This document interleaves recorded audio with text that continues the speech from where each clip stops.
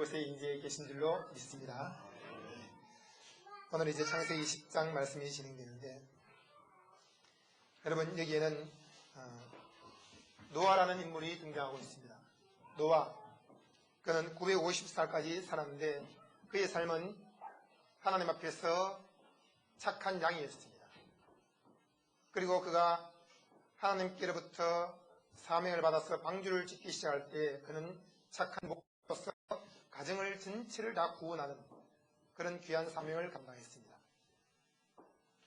여러분, 우리 모두는 하나님 앞에서 양이며 또 내 주위에 있는 사람들을 대하여 목자로서의 섬기는 삶을 살게 되었습니다. 다윗은 말합니다. 여호와는 나의 목자시니 내가 부족함이 없으리로다. 에스겔 3, 4장에 하나님께서 한 목자를 세우셨으니 곧 다윗이라고 했습니다. 다윗은 목자였고 왕이었습니다. 그런데도 불구하고 하나님께 있어서는 여호와가 나의 목자이심으로 내가 부족한 것이 없습니다.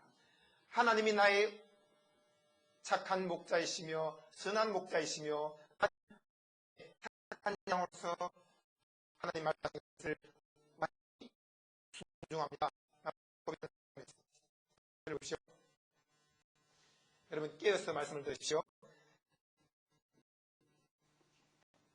노아가 그랬습니다. 나는 하나님 앞에서 착한 양이었고 여호와께서 명하신 것을 다 준행한 그런 착한 양으로서의 충성을 했습니다. 여러분, 여호와는 노아의 목자가 되셨습니다. 노아는 여호와의 양이었습니다. 여호와께서는 방주 짓는 것을 자세하게 설명을 해주셨고 또 이 노아의 먹을 것과 또 그의 환경을 다 지키고 보호해 주셨고 그에게 지혜와 지식을 주셨습니다. 노아가 방주를 다 만들었을 때 방주문을 탁 닫으신 분은 하나님이셨습니다. 하나님이 방주 안에 있는 사람을 지켜주겠다.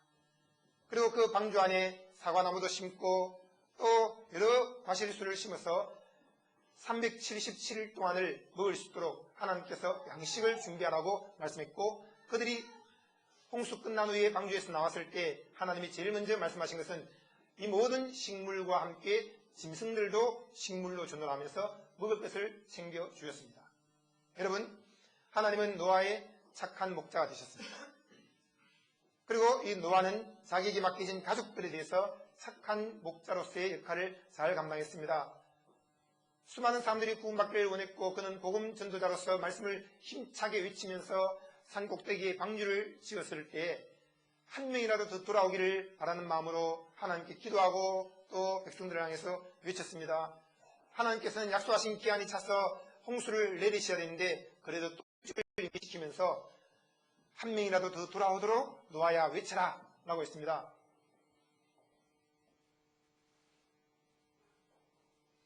이 노아는 세상 사람들에 대해서 목자의 역할을 감당했고 그리고 궁극적으로는 자기에게 맡겨진 그 가족들에 대해서 목자의 역할을 잘 감당해서 그 가족을 전부 방주 안에 집어넣어 구원을 시켰습니다.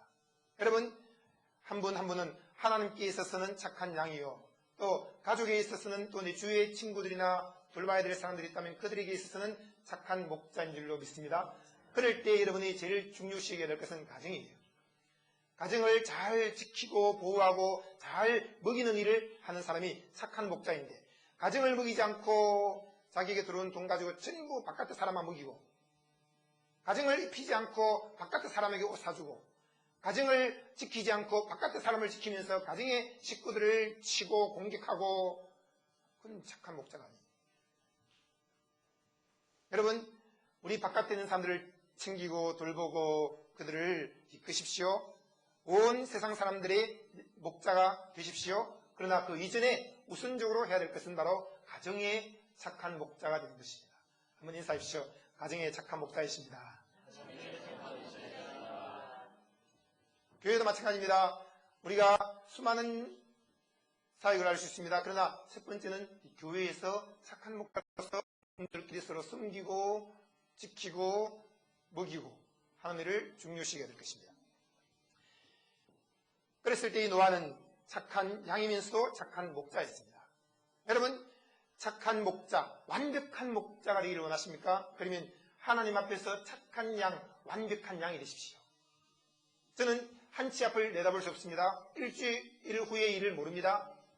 성령께서 제 목자가 되셔서 제 앞에 임재해 계시고 지금 이끌어가고 계십니다. 그러면서 눈에 비늘을 벗기면서 하나씩 하나씩 보여주시면서 한 걸음 한 걸음 따라가게 하는데 양은 귀는 밝아요. 목자의 음성을 듣는다고 했지 않습니까? 근데 눈이 어둡습니다. 이 양은 자기 앞에 있는 목자만 볼 수 있는 거예요. 목자만.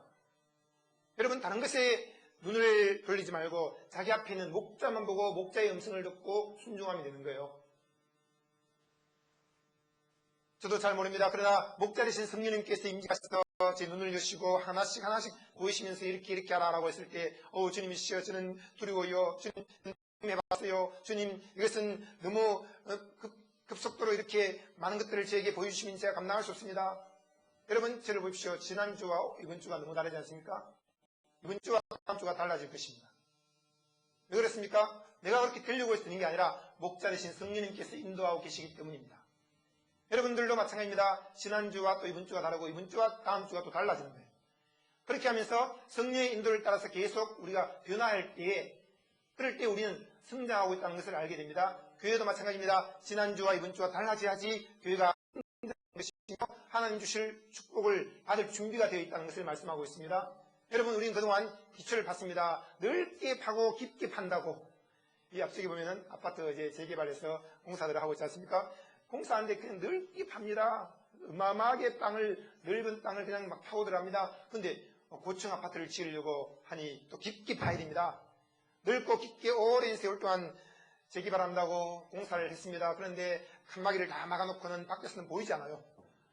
한 번씩 이 고층 빌딩 레스토랑 가서 식사하거나 차를 마시면서 보면 저렇게 넓게 파고 있구나, 깊게 파고 있구나 하는 것을 알게 됩니다. 끊임없이 일을 하고 있습니다. 여러분 우리 목자교회가 3년 동안을 넓고 깊게 기초공사를 한 거예요. 그러면서 땅을 파고 들어가면서 돌멩이가 나오면 돌멩이를 건져서 바깥에 버리고 쓰레기가 나오면 쓰레기를 또 쓰레기 하치장으로 옮기기도 하고 그러면서 물이 나오면 물을 퍼내기도 하고 계속 그런 일만 하는 거예요. 그러니 겉으로는 전혀 건물을 지어 올라가는 것이 안 보이는 거예요. 그런 가운데 3년이라는 세월이 지났습니다. 여러분 지금까지 우리 목자교회에서 일어난 일들을 여러분들은 다 알고 있습니다. 하나님께서 이 기초공사 작업을 했다는 것을 분명히 기억할 것입니다. 그러고는 우리는 계속 기도를 했습니다. 주님이 우리를 인도하소서, 빨리 부흥을 주소서, 빨리 성장케 하시고 교회가 든든히 자리 잡게 하시고 더 많은 일을 감당하게 하시고 정말 주경기장에서 정기적으로 예배를 드리고 300만 모여서 큰 빌딩을 50층으로 두 동을 지어 올리고 그리고 여러 가지 선교 활동을 하고 또 전 세계를 복음화시키는 일을 하게 해달라고 기도했습니다. 그리고 내가 참에 이제는 기초공사가 끝났으니 건물을 지어 올리겠다. 여러분 재개발하는 곳에 가보십시오. 건물 지어 올리는데 그냥 하루하루가 달라져요. 하루하루가. 자고 올라면 그냥 또 지어 올라가고 또 지어 올라가고 또 지어 올라가고 막 올라갑니다. 너무 빠르게 올라갑니다. 그러나 그 공사장에서 말합니다. 우리는 완벽한 설계도에 따라서 단계적으로 다 지어 올리고 있는 것입니다.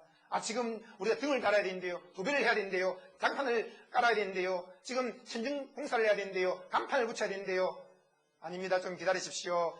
그 건물 지어 올린 것을 다 하고 나면 그때 이제 내부 공사를 하고 등을 달기도 하고 또 장판도 깔고 전기선도 연결하고 그 다음에 간판도 붙이고 그 다음에 정원도 하고 하는 겁니다. 기다리십시오.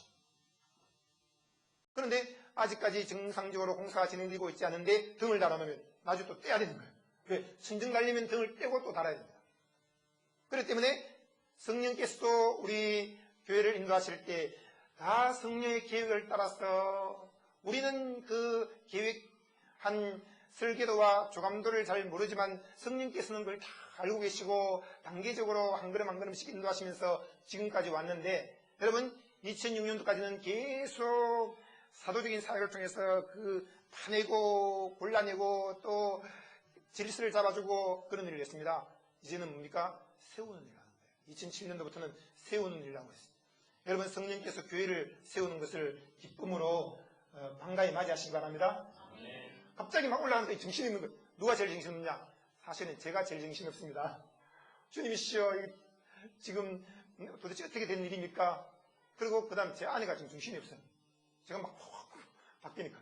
내가 아는 것이 아니라 바로 성령께서 우리 목자교회 담임 목사님 되셔서 모든 것을 이끌어 가시고 저도 성령님의 부교육자예요. 여러분들로 성령님이 이끄시는 교회의 직분자 되는 것을 믿습니다. 성령께서 임재하셔서 쭉 운행하십니다. 여러분 이 기초공사할 때도 성령께서 인지하신 것을 저는 생생히 느꼈습니다. 그때 말했습니다. 조심하십시오. 성령께서 운행하실 때 고개를 치켜들면 날아갑니다. 했을 때 몇몇 사람이 고개를 치켜들고 날아갔어요. 모두들 잠잠하라. 요 앞에 잠잠하라. 참아 기다리라. 하나님을 신뢰하라 하고 있어요. 지금 마찬가지입니다. 건물이 지어 올라갑니다. 그럴 때는 건물이 지어 올라갈 때는 철근도 큰 것들이 공중으로 휙 날아다니고, 그리고 이 벽제도 갖다 붙이기도 하고, 또 그 빌딩에서 공사하는 그런 여러 가지 건축 자재들이 떨어지기도 할 때 안전모를 써요. 한번 인사하세요. 안전모를 씁시다. 그리고는 가까이 가지 말아야 돼요. 지켜보면 되는 것입니다. 저도 그렇습니다. 가까이 가지 않습니다. 성령께서 일하시는 것을 그냥 지켜볼 뿐이지 가까이 가면은 다칠 위험이 있습니다. 성령이여 마음껏 일하소서 저는 순종만 하겠나이다. 그러면서 가만히 성령께서 운행하셔서 일하시는 것을 지켜볼 뿐입니다. 오늘 아침에 둘째 아이가 말하길, 아빠 오늘 어느 교회 가? 왜 그러니? 어느 교회 가기는 우리 교회 가서 예배드려야지. 아, 홈페이지 보니까 공사 중이라고 했는데 공사 중이면 건물 다 헐고 새로 짓는 거 아니야? 그러니 이번 때는 어느 교회 가서 예배를 드려야 돼? 지금 공사 열심히 하고 있는 거야? 그런 것입니다. 얘야, 공사를 하긴 하지만 건물 공사를 하는 게 아니라 교회는 건물을 이야기하는 것이 아니라 믿는 자들의 모임이란다. 믿는 자들의 모임을 공사하고 있는 중이란다. 공사 중 그러니까 좀 지나친 것 같아가지고 제가 건설 중이라고 바꿨습니다. 여러분, 우리 목자교회는 지금 건설 중입니다. 마음을 부드럽게 하십시오. 조금 멀리 떨어져서 지켜보십시오. 하나님이 행하시는 일을 기뻐하십시오. 여러분, 이 모든 것이 웬일입니까? 왜 이런 일이 일어납니까? 나는 받아들일 수 없습니다. 내 마음에 들지 않습니다. 너무 빠릅니다. 모든 것이 신속히 바뀌고 있으니 이거 어떻게 된 겁니까? 내 몰래 무슨 일이 벌어지고 있는 겁니까? 나는 몰라도 성령님 다 알고 계십니다. 저도 제 몰래 성령님께서 많은 일을 진행하고 계시는 거예요. 그럴 때 저는 성령님을 신뢰합니다. 신뢰합니다. 여러분, 성령 하나님을 신뢰하십니까? 성령께서 하시는 것이고, 그리고 궁극적으로는 우리의 기도에 응답한 것입니다. 우리는 열심히 기도합니다. 기도 꼭 믿음의 기도를 했습니다. 그럴 때 그 기도가 응답이 오는데, 응답 왔을 때 우리는 놀랍니다. 베드로는 옥에 갇혔고 초대교회는 간절히 그를 위해서 기도했습니다. 그런데 베드로가 천사를 보내가지고 하나님께서 그를 건져냈을 때 문을 똑똑 두드리니까 로데라는 아이가 누구십니까? 나 베드로다. 뛰어와서 말합니다. 베드로 사도님이 오셨습니다. 야, 웃기지 말아라. 그의 천사가 아닐까 하노라. 이런 식이에요. 오늘날 우리가 기도한 것이 응답되어서 지금 교회가 세워지고 있는 것인데 왜 이런 일이 일어납니까? 라고 말하지 말라는 거예요. 여러분의 기도 응답입니다. 우리가 기도한 것의 응답은 우리가 생각한 것보다 더 크고 더 좋고 더 근사하고 더 멋집니다. 여러분, 하나님께서 우리의 그동안 부르짖음을 들으셨고 오랫동안 고통 가운데 거하는 것을 아셨습니다. 우리 마음속에서는 생수가 터져나왔지만 교회 공동체는 왜 이렇게 고통 가운데 있을까라고 생각한 지 하루 이틀이 아니었을 것입니다. 그런 가운데 정말 나는 복음을 인해서 기뻐하고 즐거워해요. 그러나 교회 생활은 너무 힘들어요. 라고 생각하면서 교회 올 때마다 마음에 짐을 진 사람들도 한두 명 있을 거예요. 그러나 주님께서 그의 고통 소리를 들으셨고 이제는 그 기도에 응답을 하셔서 교회가 든든히 세워지고 있는 것이며, 여러분, 지금 교회는 공사 중이고 건설 중인데 새로운 입주자들을 마주하기 위해서 완벽하게 공사를 해야 됩니다. 새로운 입주자들이 누굽니까? 여러분, 이 새로 짓는 아파트 단지에 입주하는 사람들보다 더 귀한 사람들이 있습니다. 우리 목자교회에 입주할 사람들이에요. 한번 인사하세요. 입주자를 맞을 준비가 됐습니까? 여러분, 우리는 300만 성도가 밀려 들어올 입주자들을 받을 준비를 잘 해야 됩니다. 그럴 때 우리는 먼저 하나님 앞에 착한 양으로서 하나님의 성령께서 일하시는 것에 있어서 완전히 다 준행하고 이해할 수 없을지라도 그 노아가 아들들을 데리고 산꼭대기에 올라가서 도끼를 꽉 찍을 때 그 옆에서 아들이 말합니다. 아버지 뭐 하는 거요? 심해 들었어요? 망령 들었어요? 그렇게 말하고 남는 거예요. 그러나 노아는 잘 가르쳤습니다. 우리는 하나님의 양이란다. 그리고 너희는 또 내가 하나님께 맡겨준 그 양이기 때문에 내 말을 잘 들으라. 순종합니다. 그래서 노아와 그 아들들 또 자부들이 한마디 불평을 안 해요. 그대로 아버지를 믿고 순종하고 따라갑니다. 그리고 노아는 하나님의 음성을 듣고 순종하고 따라갑니다. 그렇게 해서 방주가 완성되었고 믿음은 말하는 것들이 실상으로 때가 되었을 때 비가 쏟아지고 땅에서 물이 터져나오고 하면서 홍수가 난 거예요. 여러분, 9장 8절에 홍수 후에 노아가 350년을 지냈고 향년이 950세에 죽었더라라고 했습니다. 노아는 착한 양이었고 또한 착한 목자였습니다. 여러분, 하나님 앞에 착한 양인 줄로 믿습니다. 또 성도들을 섬기는 데 있어서 착한 목자인 줄로 믿습니다. 그리고 역사상 가장 착하고 또 놀라운 양이 있습니다. 그 양은 하나님의 어린 양이. 세례요한이 요단강에서 세례 주고 있을 때 예수 그리스도께서 오셨습니다. 그럴 때 이 세례요한이 그를 보면서 손가락질하고 외쳤습니다. 보라! 세상 죄를 지우하는 하나님의 어린 양이로다 라고 했을 때 예수님께서 그에게 나왔을 때 말합니다. 나에게 세례를 주시오 했을 때 예수님이시여 제가 세례를 받아야 되는데 무슨 말씀하실 겁니까? 아니요. 이렇게 해서 하나님 뜻을 이루는 것이 합당합니다. 세례요한은 받아들일 수 없는 거예요. 여러분, 착한 양은 뭡니까? 받아들일 수 없는 것을 믿음으로 받아들이는 것입니다. 세례요한은 예수님에게 있어서는 착한 양입니다. 예수님이 그의 목자예요. 그런데 이 양에게 세례를 달라고 했을 때 감당할 수 있는 일입니까?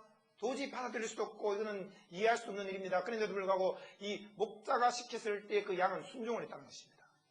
그러면서 내가 세례를 받아야 될 터인데 당신이 나에게 세례 받으러 오셨나이까 했을 때 이렇게 하시오. 그렇게 해서 하나님의 뜻을 이루는 것이 합당합니다라고 해서 이 세례요한이 예수님에게 세례를 주었습니다. 그 순간 하늘문이 열리고 하늘에서 음성이 들려왔습니다. 이는 내 사랑하는 아들이요 내 기뻐한 자니 라고 했습니다. 그리고 하늘에서 비둘기 같은 성령이 내려왔습니다.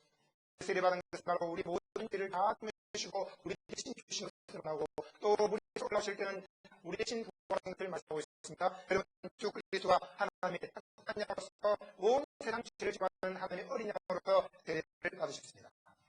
예수 그리스도가 우리 안에 들어와 계십니다. 예수님께서 겟세마네 할 때 착한 양으로서 기도를 했습니다. 아버지여, 이 잔을 내게 옮기시옵소서. 하는 이 잔을 감당할 수 없나이다. 죄의 잔, 공감의 잔, 병의 잔, 하나의 잔, 어리석음의 잔, 이 잔을 왜 내가 다 마셔야 됩니까? 죄의 잔만 마시고 죽지 않습니까? 안칼에 죽여서 죽으면 얼마입니까? 그런데 죄의 잔만 마신 것이 아니라 공감의 잔을 마셔야 되고 질병의 잔도 마셔야 되고 그러니까 아무리 내려서 불을 던지고 온갖 끼가 생기며 기가 터지 나오고 침대를 나오고 땀을 맞고 발에 틀고 중국어를 터지고 욕을 듣고 그러면서 질질 끌려다니는 그런 어린 양으로서의 그 잔을, 그 고난의 잔을 마신다는 것. 그는 그 고난의 잔이 너무 고통스러운 것을 알기 때문에 온 몸을 들면서 하나님 아버지, 나는 받아들일 수 없습니다. 너무 고통스러워요. 너무 힘들어요. 나는 육체를 가진 인간입니다. 그러면서 그는 하나님 앞에 기도합니다. 얼마나 간기도했든지 남방울 빗방울로 바뀌었어요. 결국은 착한 양의 선택했습니다. 아버지여, 내 뜻대로 마시고 아버지의 뜻대로 되기를 원합니다. 여러분, 착한 양이십니까?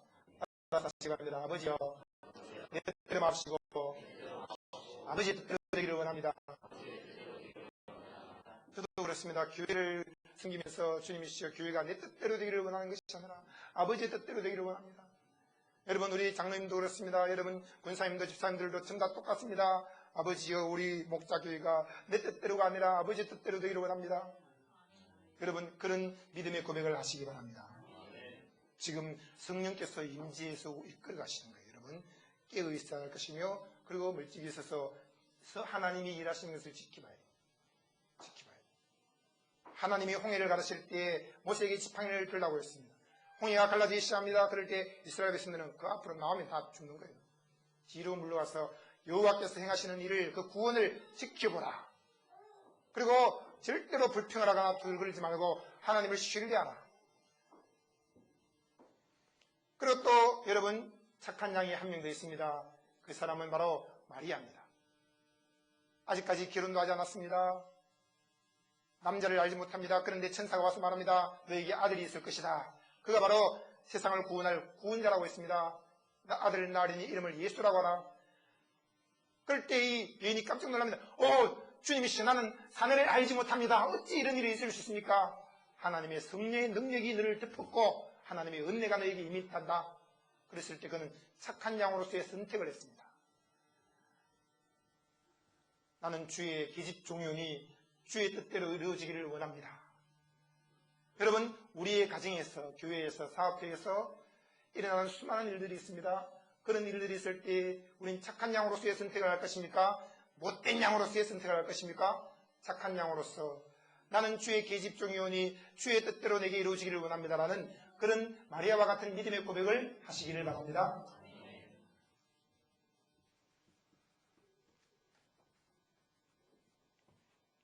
이렇게 해서 노아가 착한 양이었고 또 노아의 아들 중에서 셈과 야벳이 착한 양이었습니다. 노아가 농업을 시작했습니다. 포도나무를 심었는데 포도주를 마시고 그 장막 안에서 벌거벗었습니다. 가나안의 아비 함이 그 아비의 하체를 보고 밖으로 나가서 두 형제에게 고했습니다. 고했다는 것은 허물을 드러내면서 막 떠벌렸다는 것입니다. 이 함은 다른 사람이 보지 못하는 것을 봤다는 거예요. 또 봐서는 안 될 것을 본 것입니다. 그리고 그것을 가만히 품고 있는 게 아니라 떠벌리고 다녔어요. 나는 다른 사람들이 모르는 것을 알고 있어. 다른 사람들보다 먼저 알고 있어. 그러면서 막 떠들고 다니는데 보지 말아야 될 것을 봤고 그리고 말하지 말아야 될 것을 말한 것입니다. 때로는 주님께서 우리에게 먼저 보여줄 때가 있어요. 먼저 알게 할 때가 있습니다. 또 어떤 것은 다른 사람이 허물을 볼 때도 있고 약점을 볼 때도 있습니다. 그럴 때 주님은 드러내라는 것이 아니라 그것을 인하여 너에게 준 은혜를 기억하고 그 허물을 덮어주라는 거예요. 함은 착한 양으로서의 선택을 한 것이 아니라 못된 양으로서의 선택을 했습니다. 그래서 그는 못된 짓을 과감히 저질렀습니다. 근데 셈과 야벳은 착한 양의 선택을 했습니다. 그 말을 듣고 같이 어울리지 않았습니다. 여러분, 못된 양과 어울리지 마십시오. 이 셈과 야벳이 착한 양으로서 둘이 마음을 합해서 옷을 취했습니다. 그리고 자기들이 어깨에 메고 뒷걸음을 쳐서 들어가서 아비의 하체를 덮어주었습니다. 그들이 얼굴을 돌이키고 그 아비의 하체를 보지 않았습니다. 이것은 그들의 탁월한 선택이었습니다. 착한 양으로서의 선택을 한 것이었습니다. 근데 노아가 술이 깨어서 그 작은 아들이 자기의 한 일을 알고 이에 말했습니다. 가나안은 저주를 받아 그 형제의 종대의 종이 되기를 원하노라. 여러분, 가나안이 그 노아의 하체를 보고 들추어냈습니까? 아니에요. 가나안은 아무런 일도 안 했습니다. 누가 했습니까? 가나안의 아버지인 함이었습니다. 그런데 이것은 노아가 무엇을 의미하고 있습니까? 바로 함이 그 일을 저질렀고 못된 양으로서 행동을 했지만 그 못된 양으로서의 행동이 그 자식까지 미쳤다. 여러분, 지금 내가 못된 양으로서의 선택을 하면 그 영향력이 자손에게, 후손들에게 계속 미쳐서 대대로 고통을 겪게 된다는 것이에요. 못된 양으로서의 선택을 하지 말고 착한 양으로서의 선택을 할 때 하나님께서 셈을 축복하셨고 야벳을 창대케 하신 것처럼 여러분, 우리 목자교회는 다 셈과 야벳의 선택을 하였고 그리고 하나님께서 여러분에게 복을 주시고 창대케 하신 줄로 확실히 믿습니다. 주님은 이것을 통해서 우리에게 놀라운 교훈을 주십니다. 못된 양의 행실을 볼 때 그 결과가 그 사람에게서만 끝나는 것이 아니라 그 다음까지 이어진다는 것을 기억하고 그런 뿌리는 아예 처음부터 사기 날 때 잘라버려라. 처음부터 그것을 다스리라. 그것을 주님 말씀하시는 거예요. 저는 요즘 목자의 지팡이를 계속 가지고 돌아다녀요. 제 방에도 그 지팡이가 있어요. 원래 그 지팡이는 아닌데 우리 장로님이 등 끌으라고 줬는데 제가 그걸 한번 가져와봤어요. 제가 그 지팡이 모양 같이 똑같이 생겼어요. 이렇게 생겨가지고 이야 이거 참 지팡이를 상징하는 것 같다. 등 끓는 것도 중요하지만 이보다 하나님의 교회에 지팡이로 양을 치는 거 중요하구나 그런 생각을 가졌는데 꼭 지팡이 모양처럼 생겼어요. 이렇게 생겨 손잡이가 딱 있는데 너무 좋아서 그래서 계속 그 지팡이 걸어놓고 들고 다니는데 됐습니다. 여러분 주님은 우리에게 왜 지팡이를 주시고 왜 막대기를 주시냐? 네, 그렇습니다.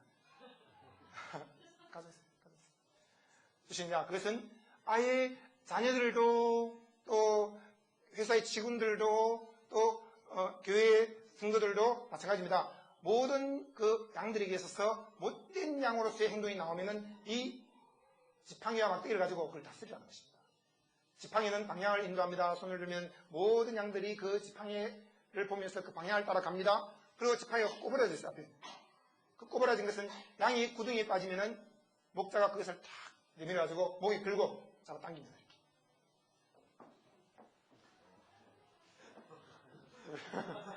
꼭 지팡이 모양처럼 생기지 않았습니까? 그래서 이렇게 손을 내밀면은 모든 양들이 그쪽으로 보고 꿈과 비전을 제시하는 것을 말합니다. 그리고 양이 못된 양이 있어요. 막 구덩이를 파고 곳으로 빠져나갑니다. 근데 한 마리 양이 빠져나면 그 양만 빠져나가면 계속 빠져나가는 거예요. 계속. 그리고 한 마리 양이 구덩이에 또 뒹굴고 있으면 다른 양들을 계속 뒹굴어요.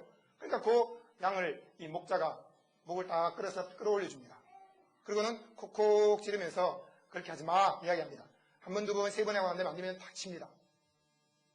거기에서 이 목자는 그 양을 구원하고 또 그 양의 뒤를 따르는 수많은 양떼들을 구원하기 위해서 그 일을 하는 거예요. 그리고 막대기가 있는데 막대기는 이제 외부로부터 진승을 공격을 보호해주는 것이. 여러분 교회에서 이 막대기는 뭡니까? 기본 교리가 막대기 역할을 하는 거예요. 그래서 우리는 막대기 최소한의 기본 교리가 사도신경입니다. 사도신경에서 벗어나는 것은 이단이에요. 그러므로 거기에서 벗어난 가르침을 하거나 그런 것을 배우고 나면 이 막대기를 가지고 탁 치면서 그런 것을 절대로 받아들이지 마세요 라고 이야기를 해줍니다. 동정역에서 예수님이 탄생하지 않았습니다. 이단입니다. 쉽니다. 예수님은 영으로만 부활했고 육체로 부활하지 않았습니다. 그럼 또 막대기를 치는 거예요. 아니에요. 예수님은 육체로도 부활했어요. 예수님은 하나님의 아들이십니다. 이 전능하신 하나님께서 천지를 창조했습니다. 아니에요. 진화론이 맞아요. 또 칩니다. 막대기가 치는 역할을 합니다. 그리고 이 원수가 올 때 목동은 그 막대기를 들고 막대기가 이 목동이 이것도 지금 나무 뿌리거든요. 이 목동이 그 막대기를 만들 때도 나무 뿌리에서 만들어요. 뿌리 중에서 굵직한 것을 하나 이렇게 뽑아내가지고 그것을 이제 깎아서 만드는데 막대기입니다.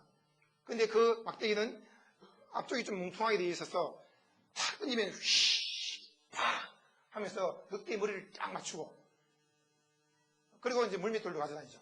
그렇기 때문에 이 목동이 막대기를 준비할 때는 자기 생명과 직결되어 있다는 걸 알고 있어요. 양과도 직결되어 있고. 그래서 이 막대기를 잘 튼튼하게 아주 단단하게 그래서 한 방 던지면은 사자나 곰도 물리칠 수 있을 정도로 확실하게 만들어야 되는 거예요. 그렇게 혹이 달린 막대기를 만드는데 그것을 가지고 첫째는 양들을 지키기 위해서 그래서 그냥 사자나 곰이 오면 이 목동은 목숨을 내놓고 그 앞에 딱 막았습니다. 그리고 목동은 잠을 자는 법이 없어요. 잠잘 때도 24시간 한쪽 눈은 뜨고 자는 거예요. 두 귀를 열어놓고. 그래서 혹시나 늑대가 와서 양을 물어가지 않나 늘 깨어있는 것이 이 목동의 역할입니다. 그리고 자기 목숨을 내놓고 양 한 마리를 지키기 위해서 다 버티고 수 있는 그런 역할을 하는 것이죠. 여러분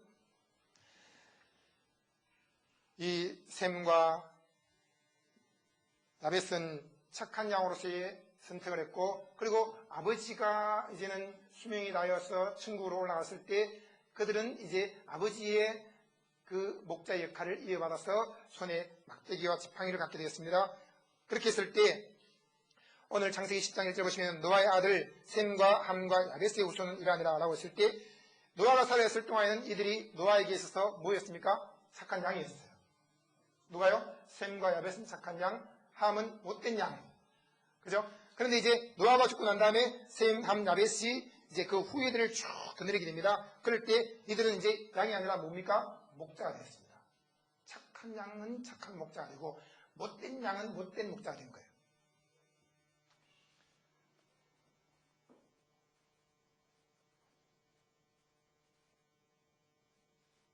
이절 보시면 야벳의 아들은 고멜과 마곡과 마대와 야완과 두발과 메섹과 드라스요 고멜의 아들은 아스그나스와 리박과 도갈마요 야완의 아들은 엘리사와 달시스와 기띔과 도다님이라.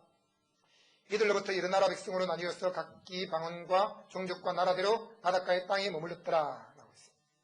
여러분 이제 야벳의 아들들에 대해서 나오죠. 그 다음에 6절부터는 함의 아들들에 대해서 나옵니다. 그리고 21절부터는 셈의 아들들에 대해서 나옵니다. 그럴 때 야벳이 먼저 나오고 함이 나오고 셈이 나와요. 원래는 순서가 어떻게 되죠? 셈, 함, 야벳이죠. 왜 이렇게 기록했습니까? 구속사적인 차원에서 기록을 한 것입니다. 그러면서 점차적으로 구속적인 역사가 벌어진다는 것을 보여주기 위해서 이렇게 한 것이며 그리고 이제 11장으로 들어가면 셈의 후예들에 대해서 쭉 이야기하면서 거기서 아브라함이 나오고 거기서 이제 예수 그리스도가 탄생하는 것을 예언하고 있습니다. 그렇게 해서 분명히 육체적인 서열로는 셈, 함, 야벳이지만 성경에서 기록할 때는 구속사적인 서열을 따라서 야벳, 함, 셈으로 이렇게 기록을 했습니다. 그리고 이름들이 쭉 나오는데 여러분 보십시오. 이제는 우리 목자교회가 이름들이 많아질 거예요. 오늘 구역 편성하면서 구역장들이 있고 또 쭉 이제 구역문들이 있는데, 이제는 이처럼 셈 구역도 있고 함 구역도 있고 야벳 구역도 있고, 우리 목자교회는 함 구역은 없어요. 함 구역은 없고, 하여튼 셈 구역이 있고 야벳 구역이 있는데 그 식구들이 쭉 이름이 쭉 나옵니다. 이름이 굉장히 중요한 거예요. 그리고 이제 나뉘었다라는 것은 바벨탑 사건 이후를 말하고 있습니다. 이 야벳과 함과 셈 족속이 처음에는 언어가 하나였고 구음이 하나였습니다. 그들이 노아 자손들이 있기 때문에 다 한 언어를 쓰고 있으며 한 민족이었습니다. 그런데 바벨탑 사건을 통해서 다 나뉘어졌는데, 그 바벨탑 사건은 이제 11장에서 따로 빼내가지고 이야기로서 그렇게 설명을 해주고 있고, 지금 이 나뉘었다라고 할 때, 5절에 나뉘었다라고 할 때 이것은 바벨탑 사건을 말하고 있는 거예요.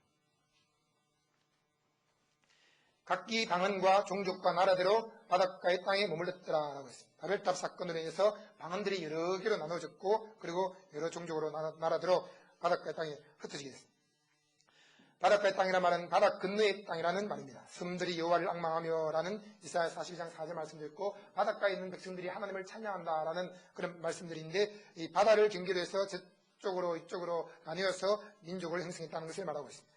그리고 함의 아들, 하나님은 함도 그 자리에서 멸한 것이 아니라 그거를 자연적인 축복을 주셨고 유기 상태에 두셨습니다.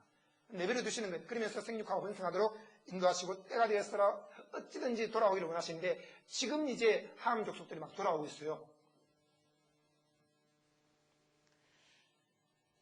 이 함의 아들들은 못된 양의 계보요, 그리고 지금 이 함은 못된 목자로서 자리를 잡고 있습니다. 그 못된 목자에게서 누가 나왔습니까? 가나안이 나왔죠. 가나안에게서 또 누가 나왔습니까? 계속 이제 인물이 나오는데 한번 보십시다. 함의 아들은 구스와 미스라임과 붓과 가나안이요. 가나안이 나왔죠. 그 다음에 구스의 아들은 스바와 하윌라와 삽다와 라마와 삽드가요. 라마의 이름 아들은 스바와 드단이며 구스가 또 니므롯을 낳았으니 그는 세상의 처음 영걸이라. 그가 여호와 앞에서 특이한 사냥꾼이 되었으므로 속담에 이르기를 나무는 여호와 앞에 니므롯 같은 특이한 사냥꾼이로다 하더라.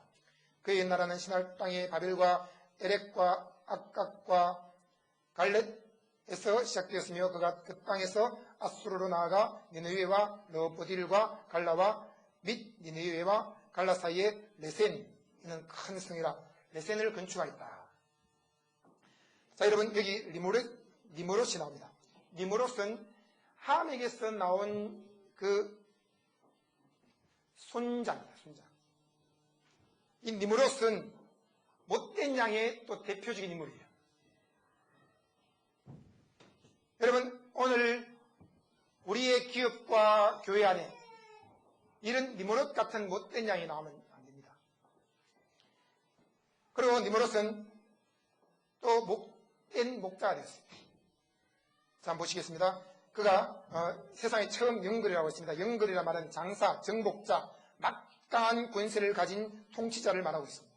그가 하나의 왕처럼 행동을 했습니다. 그가 여호와 앞에서 특이한 사냥꾼이 됐다고 하는데, 이 여호와 앞에서 또 여호와 앞에라는 말이 나오는데, 이 말은 앞에서라고 하니까 우리가 뭐 이렇게 하나님 앞에서 행했다 그런 의미로 생각할 수 있는데, 그게 아니라 여호와 앞에서라는 것은 여호와에게서 돌아섰다, 몸을 돌렸다, 얼굴을 대적했다, 고의로 하나님께 대들었다, 그런 의미예요. 그러니까 하나님을 고의로 대적하면서 세상 사람들 앞에서는 아주 특이한 사냥꾼이었습니다. 특이한 사냥꾼이란 말은 신적인 숭배를 받을 정도로 영웅이었다는 말입니다. 사람을 사냥하는 사람이었다. 전쟁을 즐기는 침략자였다 라는 말이고, 전쟁으로 사람을 사냥해서 노예로 만든 사람을 말합니다. 저는 지난주에 MBC를 잠깐 들었는데 거기에서 천지창조 영화가 나왔어요. 근데 이 사건이 나왔습니다. 노아 사건이 나오고, 그 다음에 이제 셈, 함, 야벳이 나오고, 거기서 이제 니므롯까지 나왔어요.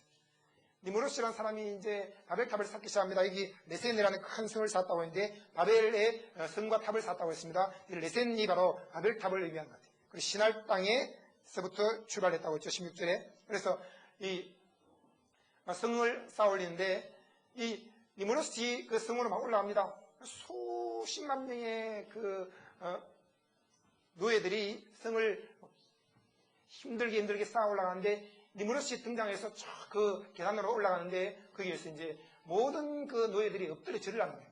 아예 고개를 못 듭니다. 얼굴을 다 가리고 바짝 엎드려서 그냥 니무롯이 지나갔는데 그냥 그를 숭배합니다. 그리고 니무롯이 그 바벨탑 꼭대기에 올라가서 거기 제단이 있습니다. 오늘 이제 오후하고 또 말씀드리겠습니다만 그 제단 꼭대기에 올라가서 이제 특이한 사냥꾼이잖아요. 그러니까 옆에는 그 부하 보고 활을 가져와라. 그리고 활을 받아가지고는 이제 활 시위를 당깁니다. 쫙 당기는데 어디로? 하늘 향해서 당기는 거예요. 그럼 팍 쏘면서 하늘 꼭대기로 쫙 구름을 뚫고 올라옵니다. 그 화살이 날아온 것을 하나님이 보고는 우리가 이 사람들을 그냥 두면 안 되겠다. 그리고는 내려와서 언어를 막 흩어버리시는 거예요. 이것이 바벨탑 사건입니다. 여러분 거기에 누가 대표적인 인물입니까? 니무롯이라는 특이한 사냥꾼. 자기 자신을 신적인 영웅으로 추앙하면서 모든 사람들이 엎드려 절하게 만드는 그 사람이 있습니다. 니무롯. 여러분 기업에도 이런 직원이 있으면 골치 아픈 거예요. 자기가 영웅인 것처럼 생각하면서 돌아다니면서 계속 그 직원들을 사냥하는 것입니다. 그리고 자기 앞에 전부 숨도 못 쉬게 엎드리게 만들고 자기만 드러나서 결국은 그 기업의 대표를 향해서 화를 쏘아대고 또 하나님을 향해서도 화를 쏘아요. 결국은 그 기업의 대표를 향해서 화를 쏘아대고 또 하나님을 향해서도 화를 쏘아요. 여러분 교회에도 이런 니무롯 같은 못된 양이 있으면 안 돼요. 내 앞에 전부 숨도 제대로 쉬지 못하게 만들고 다 고개 숙여라. 고개도 들지 말아라. 하고는 자기를 숙여하게 되면서 자기가 영웅인 것처럼 행세를 하고 그리고는 결국은 목자를 향해서도 화살을 당기고 하나님을 향해서도 화살을 쏘아대는 그런 못된 양이 있을 때 하나님은 이미 우리 교회에서 그런 분들을 다 정리한 거예요. 여러분 주님은 왜 그들을 정리하셨느냐? 니무롯과 같은 사람을 놔두면 그 후손에 또 그런 사람이 나오고 또 그런 사람이 나온다. 여러분 함에게서 가나안이 나왔고 가나안에게서 또 자손들이 나오고 그리고 또 함의 자손들 중에서 벌써 지금 손자까지 갔는데 니무롯이 나온 것입니다. 여러분 우리는 어떤 선택을 하겠습니까? 저희 아버님이 장로님이십니다. 늘 하시는 말씀이 있어요. 우리 자녀들이 목회자의 길을 걷고 있지 않느냐. 절대로 교회에서는 목사님을 협력해서 도와야 되지. 한마디도 목사님을 배제하거나 불평하거나 목사님에게 엉뚱한 짓을 하면 안 된다. 이해하지 못하더라도 하나님이 그의 종들을 넘어뜨리기도 하고 세우기도 하니까 하나님께 맡기자. 그리고는 절대로 목사님에 대해서 이야기 안 해요. 그런데 너무 양으로서도 힘드니까 투덜투덜 할 때가 있어요. 그것이 자손에게 흘러가는 거예요. 잠깐 끄세요. 녹음을. 그것은 참 이라크 지역을 의미합니다. 그리고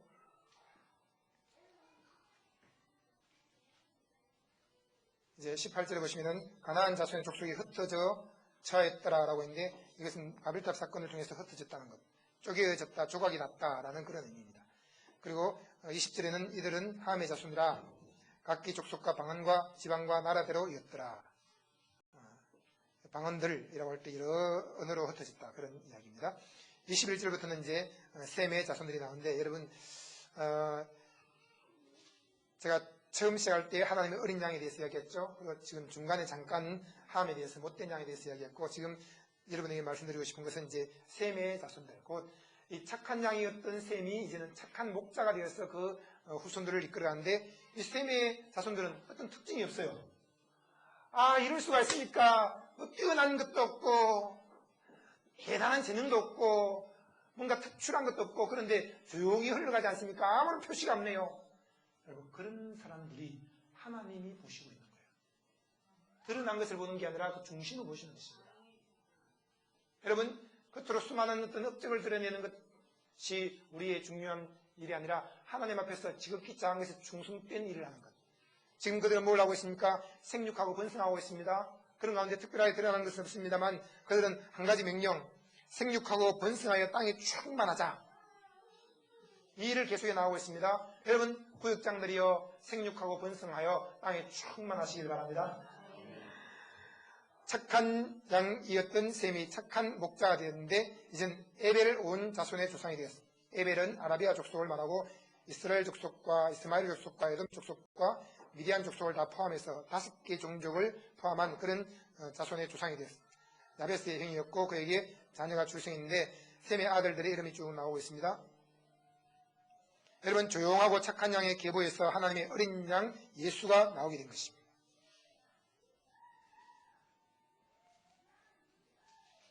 오늘 교회에서도 그렇습니다. 조용하고 착한 것처럼 보여도 하나님은 그 사람의 중심을 다 보시는 거예요. 아, 제가 이 일을 할 거예요. 저를 특별히 좀 이렇게 세워주세요. 저에게 한번 맡기만 봐주세요. 제가 얼마나 대단한 사람인지 아십니까? 좀 인정해 주세요. 끝으로 드러나려고 하는 사람들은 오히려 자기도 모르게 순간순간마다 니무롯 같은 행태를 할 수 있습니다.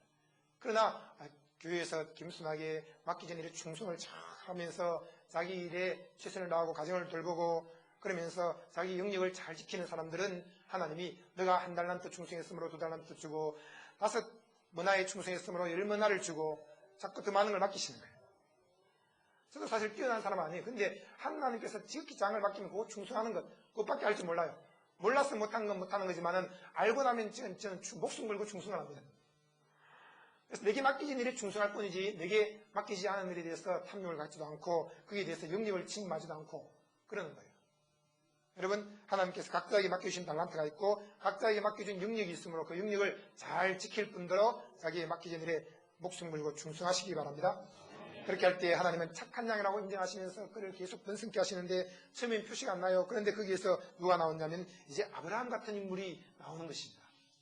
그리고 거기에서 이제 이삭이 나오고 야곱이 나오고 예수 그리스도가 나오는 거예요.